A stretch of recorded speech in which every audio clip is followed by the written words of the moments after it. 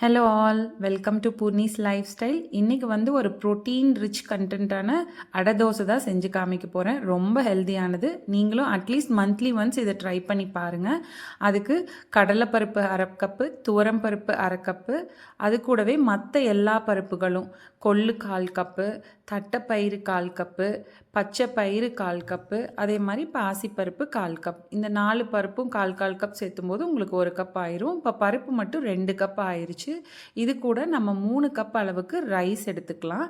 3 cup ரைஸும் சேர்த்தனோன்னா நமக்கு இப்போ டோட்டலாக 5 கப் ஆயிடுச்சு. 5 கப்புக்கு அரை கப் உளுந்து சேர்த்துக்கலாம். நம்ம அந்த உளுந்துக்கு 1/4 கப் அளவுக்கு தோல் நீக்காத முழு உளுந்தும், 1/4 கப் அளவுக்கு நார்மலாக தோல் நீக்கின வெள்ளை உளுந்து, அது கூடவே 1 ஸ்பூன் அளவுக்கு வெந்தயம், 1 ஸ்பூன் அளவுக்கு சோயா, இது எல்லாம் சேர்த்து நல்லா வாஷ் பண்ணிவிட்டு 5 hours சோக் பண்ணி வச்சுருங்க. சோக் பண்ணி வச்சுட்டு நான் இன்றைக்கி வந்து மிஷினில் கொடுத்து அரைச்சிக்கிட்டேன். உங்களுக்கு டைம் இருந்துச்சுன்னா வீட்லேயே கூட கிரைண்ட் பண்ணிக்கோங்க. நான் இதை அரைச்சி வாங்கிட்டு வந்துட்டு அது கூட நம்ம கிரைண்டரில் அரைக்கிற மாதிரி இருந்தால் இதையெல்லாம் கிரைண்டர்லேயே போட்டுடலாம். சீரகம், மிளகாய் நம்ம காரத்துக்கு தகுந்த மாதிரி, காஞ்ச மிளகாய், பச்சை மிளகாய் ரெண்டையும் மிக்ஸ் பண்ணி எடுத்துக்கோங்க.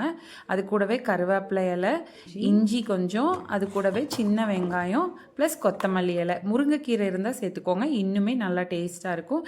எல்லாம் கிரைண்ட் பண்ணி மாவு கூடவே உப்பு சேர்த்து நல்லா மிக்ஸ் பண்ணி வச்சுருங்க. நான் இதை 2ஆக பிரித்து வச்சுக்கிட்டேன்.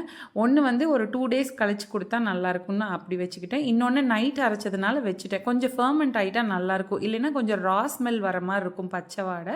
ஸோ ஃபர்மெண்ட் ஆனதுக்கப்புறம் மார்னிங் நான் இது தோசை பண்ணுற மாதிரிங்க எவ்வளோ கிறிஸ்பியாக வரும், நல்லா அப்படியே ரோஸ்ட் மாதிரி வரும். இதுக்கு நீங்கள் கார சட்னியோ தேங்காய் சட்னியோ சைட் டிஷ்ஷாக கொடுக்கலாம். மறக்காமல் நீங்களும் ட்ரை பண்ணி பார்த்துட்டு எப்படி இருந்துச்சுன்னு எனக்கு கமெண்ட் பண்ணுங்கள். மறக்காமல் பூர்ணிஸ் லைஃப் ஸ்டைலில் சப்ஸ்கிரைப் பண்ணிக்கோங்க. தேங்க்ஸ் ஃபார் வாட்சிங்.